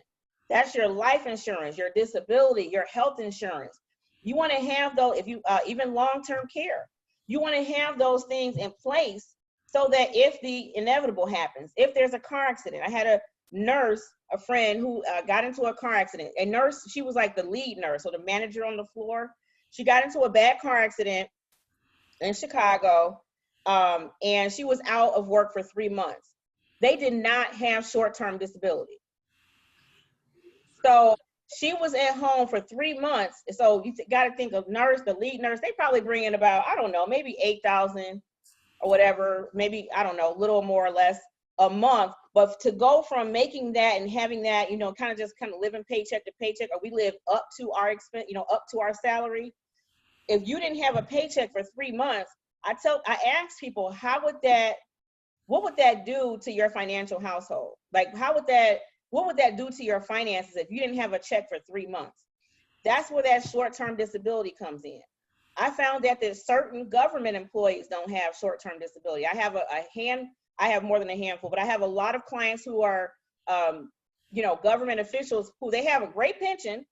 They got great health benefits and the retirement plan, but some of them, there's a portion of them that do not have short-term disability. So we put the short-term disability plan together, because if you have short-term disability, you can't get access to your pension money right away. It's a whole ordeal and all of that. So yes, I mean, make sure that you get, if you don't do anything else, for the most basic person, well, Aisha, I only make $10 an hour. That's fine. You know, we're gonna work something out. If you got to get a $10,000 policy, if you have to save $10, you can save, if you make $10 an hour, so you work an 8-hour day. So let's say you make, to keep it simple, let's say you make $50, let's say, so 10 hours a day, so $80. So the first $10 that you made, that first hour, that needs to go to the future. I mean, again, you can consider how you want to break it down, the tithe or what have you, however you're going to break that out, those hours down. But if the rule of thumb with pay yourself first is that first hour is for the future. You can say the first hour is for God, and then the second one is for your future, and then you live off the rest. Mm-hmm. If we can learn to kind of start living a little bit below our means, and we would have the money to get the life insurance policy. We would have the money to do the Roth IRAs. We would have the money, and if you don't know what it is, you can definitely call me and ask, but we need to get these things done. If you are working and you don't have a retirement plan, make one for yourself. Most people, 60% of pensions have gone away. So unless you are in a particular field or industry, you don't have a pension. What is a pension? A pension is a guaranteed payment that they're going to give you once you retire for the rest of your life. Most of us have what? 401ks that you have not paid taxes on. And when you go, if you have $100,000 in your 401k by the time you retire, and now you go to pull that money out, are you bringing home $100,000? No, because you didn't pay taxes on that money. So whatever the tax rate is, they're going to deduct that amount, and then you get the rest. So with all this money that has just been sent out from the government, 1.2 trillion, all this money, do you think taxes are going to go up or go down? What do you all think? You think your tax rates are going to go up or go down? Okay, so now I got $100,000 in my 401k. I'm like, okay, that's pretty good. Let's say the tax rate goes up to 50%. What you gonna get? That's why your 401k cannot be your only retirement plan. You have to have a mix. You have to have the life insurance. You want to have an annuity. You want to have the Roth IRA. You want to have a brokerage account.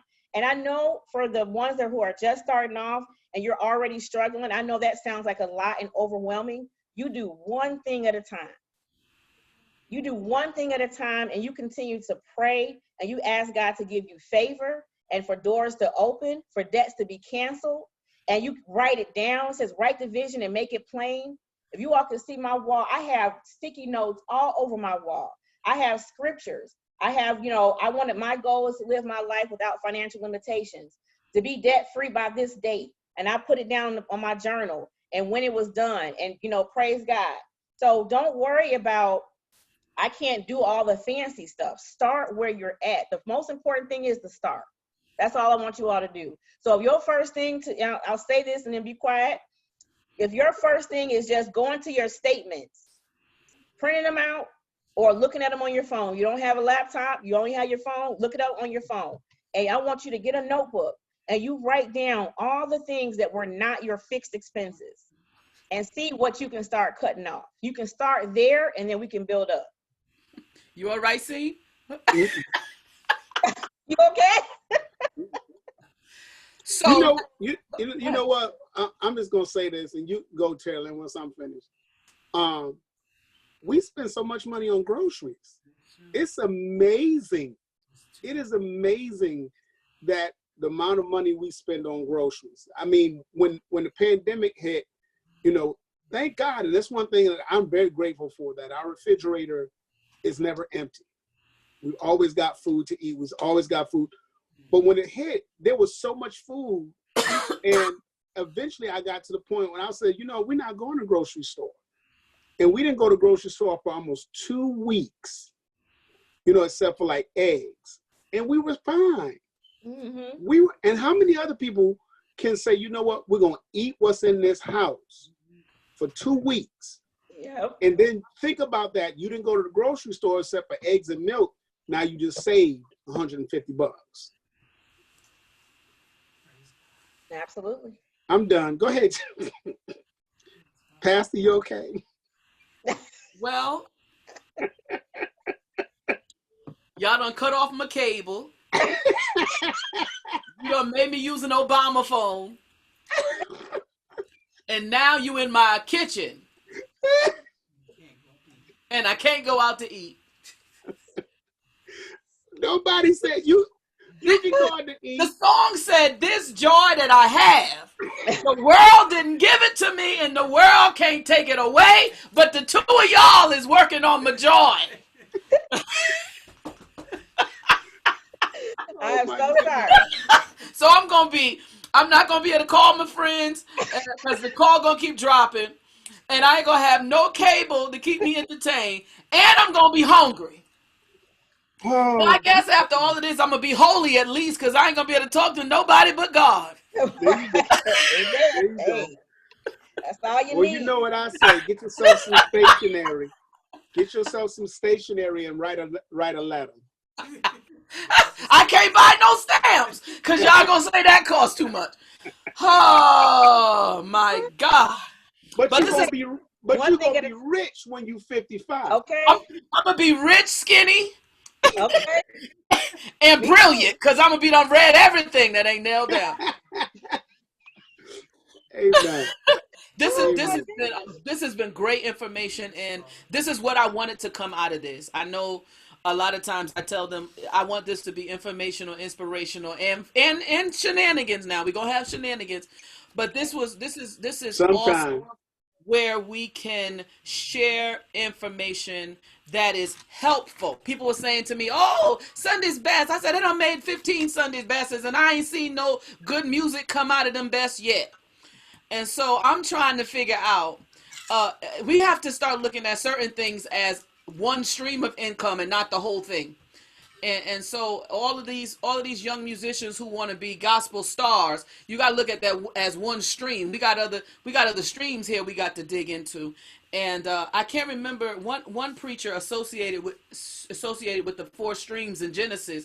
Not trying to be deep, but we got to have more than one way to bring some money in here, Absolutely. so that when the preacher called for $100 line, you ain't binding them up and saying he of the devil because you don't have no money.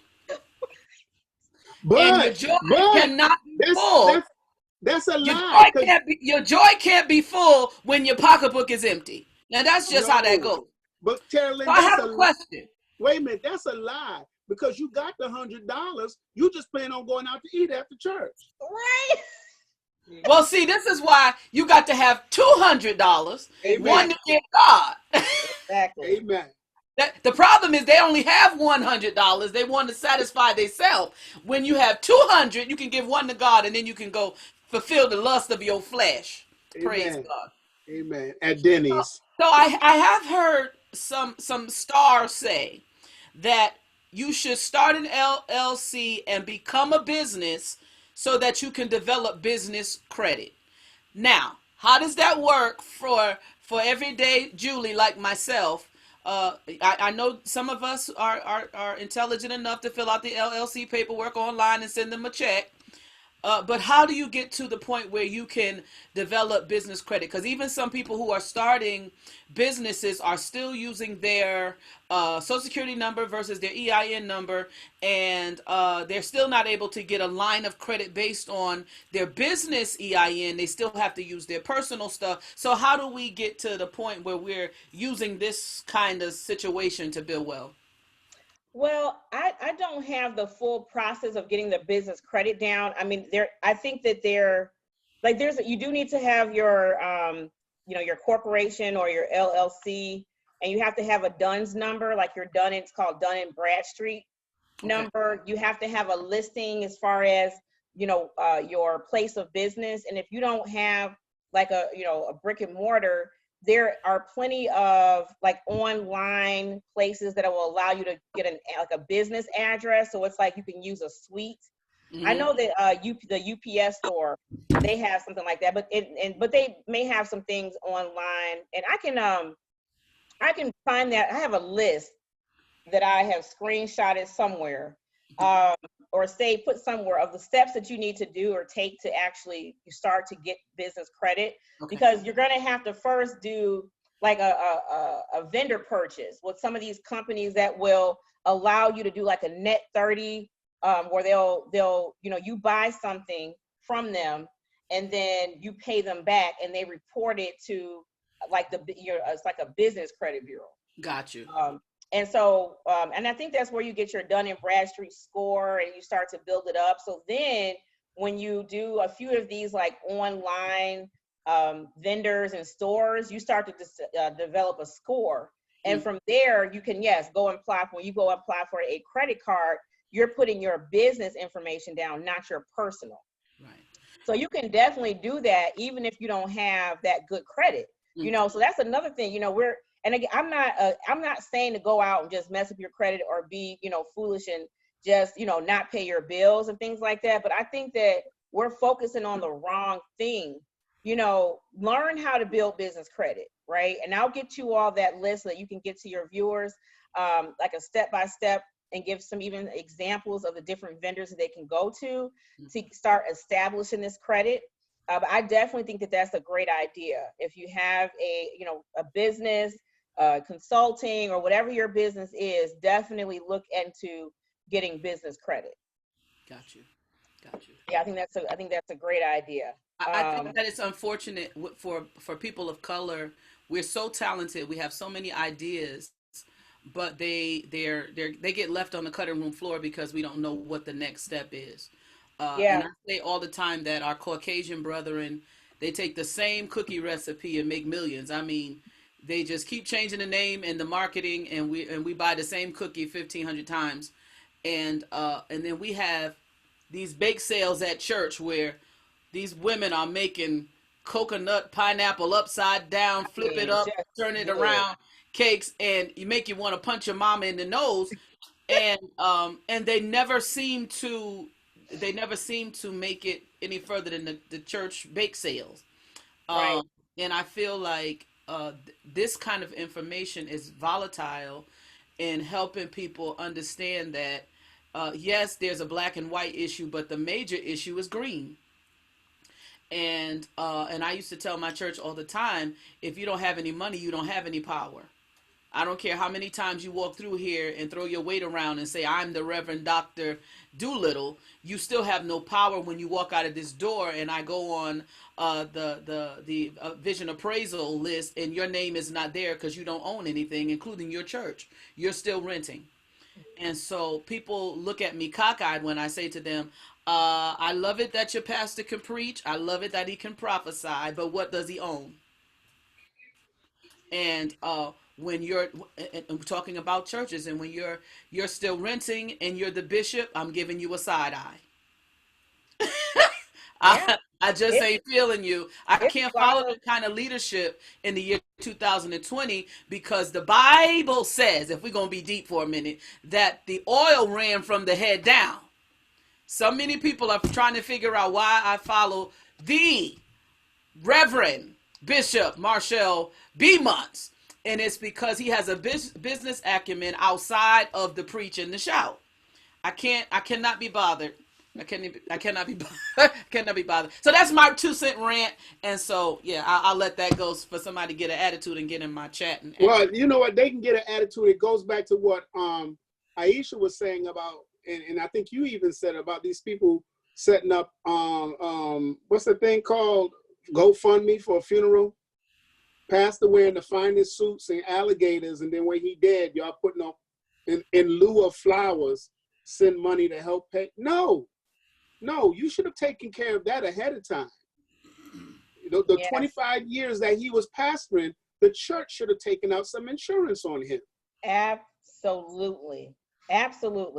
There's so many, and at least here in Chicago, I do a lot of these type of things, but I was going into the church and having those conversations with the congregation, first having those conversations with the pastor and or with the first lady. And, the biggest thing is that you have to get insured. You need to have life insurance. So if you are not here, who, number one, does your family have enough to bury you? No, and then number two, you know, who's gonna, they don't have the plan of like, okay, who's gonna be the next person to step in line? How much day? It's just a lot. It's a lot. And I have seen, like you just said, I have seen GoFundMe and letters and phone calls for pastors and ministers who have left here unexpectedly, and then they're not having the money to pay. So I definitely, encourage the heads to make sure you have your financial house in order, and then do what you can to make sure that your congregation, because one of the first places that a family will come to, if they're your church member, they come into the church. Can you help pay for this funeral? Can you help us? And and it would be nice to do that for every member that you have. But if we educate people on why they need to have their own policy, then you can let people be led. If you are led, by the Holy Spirit to give money here or there or wherever, but you're not dependent on, okay, well, we're gonna wait on pastor. We're gonna ask pastors, if he can give us, the church can give us $5,000 because we've been a member, for this long. That has nothing. You're supposed to take care of your own, your own house, and that's why there's vehicles in place for you to do that. So the reality is, it should be just the reverse, is that you take out a policy so that when you die, the money goes to the church, because the church will have a void of what you have been giving for the past 25 years. Absolutely. And there's policies that actually you can put your church as a charity, like a portion of the benefit on your life insurance policies. There's some policies out there that it's like they will give a 5%, it's like a donation to some church, like it's for a nonprofit. So there's you can look at your policies, and you can definitely, you're right. I've had people do that. Put a beneficiary for their church or some school or nonprofit agency. You can put that, and they don't have to have the whole percentage. You can just put 10%, 5%, or whatever, because then yes, that will help to start build the fund. So if there is someone, that needs that help, you all have that income. You have the income to hire another pastor. You have the income to, just a lot of different things. Yeah. The building fund and all those things. But the building fund. I think that people of color have to have a shift in mindset. Definitely. We had this conversation. I was working with a woman who went to a Jewish synagogue, and she was showing me the statement for what people give in the congregation. And they did not have a tithe and offering because people were generous with their giving. And so my wind was almost taken away when I saw there was 3 or 4 families that right off the cuff gave $100,000 that year. And then it's weird because you see people whose tithes are $20 and $30 every week, and they struggle and they don't come to church and they feel some type of way when they don't have money to give. But I'm like, there is a law of reciprocity in giving to the ministry. And I often say, I don't care what the preacher does with it. I gave it to God. And he's going to honor that because I gave it to him. Now, they get their self in the crosshairs with God when they do strange things with it. But, but that's a law, and people are all kind of twisted because of the nature of what's happening in church today. But God's law is always going to work. And we have to have it. Go ahead. I will tell you this, I've had to ask for forgiveness, for not being consistent with tithes. And what God has shown me in regards to the tithes, when I paid my tithes, like, even though I was struggling, there was times I was like struggling, trying to figure out how I'm going to pay the rent. The kids, I have to write a check for the kids' school and this and that. I promise you, and this is just my personal, testimony. When I pay my tithes, and if I listen to a minister and I was like, ooh, I felt that I was fed by that, I'll get that little text thing and send it. Those are the times God blesses me. Somebody will just contact me. Aisha, you still do life insurance? Aisha, I have a client for you. And I'm just like, wow.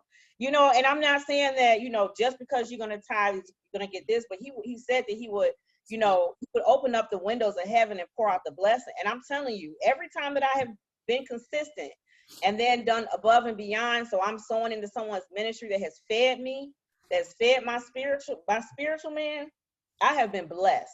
So I know, for me that it is a different. That's why even in my presentations, I don't care if I'm at a company or if I'm doing a family group presentation, of course, the church, I always say to do your 10% time and then do your 10% to your, to yourself, because that has removed a lot of things that I just believe that could have happened or could have locked up my personal finances. Even being in finances, being a financial professional, it has made a world of a difference in my life. So I will continue to do it. And so where God leads me to, so where God leads me to sow. I think this is a great place to wrap up, Aisha, unless there's something that you think we missed that is important to what's happening. I already put your email address in I pinned it actually in the chat. I Okay. didn't know if you wanted your cell phone number and all of that you sent to me on there, but I did put the email. And if Okay. you want me to put the rest of the information, I have no problem. Yeah, they can also follow me on my Facebook business page. It's just my name, Aisha Mcburrows, MBA. Or you can put Grow Money for You. So the number 4. So Grow Money, the number 4, and the letter U. And sometimes we'll see different videos or just things that are going on. I'm working closely with the SBA, and so I have been filtering in some phone calls and questions that people have about trying to get those grants or loans or things like that. So definitely, look me up on Facebook, and they can always ping me there if there's a question, and go from there. And everyone who is listening, I will offer a 30-minute free consultation. So if you have questions, if you need me to review your life insurance policy, or you just have you have a specific financial question, definitely reach out to me so we can set up a time and we can talk. This has been amazing. This has been amazing. Thank Amazing. so much for taking this invitation. Wow. You're gonna be like my new best friend. Aisha, what you having for dinner? Right. What's going on out there in Chicago? But I thank you so much. And Scene, who has been rocking with me. He is amazing. He is doing morning meditations for men. On the other platform, I had all these lower thirds and everything I was going to hook y'all up with. But we want the men to be empowered. A lot of times in church, we are empowering women to be warrior wives and everything, and the poor men don't get no love. So we want the men to get in onto this moment meditations with Pastor Scene. He is. I actually went to listen to a couple of them. I was like, okay, all right, Pastor Scene, come on here through here. And so we're gonna be. So I'm gonna look you up. I wrote it down. I'm saying your name wrong. I'm so sorry. I said Sean. The name of the podcast is Type it in the chat. Type it in the chat, Scene. Which chat? The chat on the Facebook wall, right above where I put Aisha's information. And I done messed around and went to Aisha page. Hold on. See, he's stalking you already, Aisha. Look at that. I'm gonna be mad. I'm like, we let all these people get in front of us, saying we can't get no call. Look, he said, when would you like an appointment? Now. Right now. I'm like, can we do it now? I need to go to bed. Oh God. So we're gonna put all the information in the chat. Don't worry, for those that missed this, I'm gonna be sharing it just sharing it like crazy. So I'm gonna get on some people's nerves. I'm gonna be sharing all week. I'm gonna put a timer on it. I'm gonna have a schedule to share, because this is information I think that we need. And a lot of times I always say I want to come on here and have a good time. I thought this was great, and we are definitely going to be asking you back sometime soon. And I pray that those of you who are on here tonight would like and share this, and you guys hit her up, and let's get financially literate, and let's get financially free. We got to do it, guys. All right. Amen. So I'm All gonna right. let Miss Aisha get her rest, and we'll be back next week. We're gonna be talking about. I think it's gonna be a for men only next week. Oh God. And women been sending their questions already. They want to know what these men is thinking. So This day. so y'all have a great night. I love y'all. Y'all be blessed. Peace.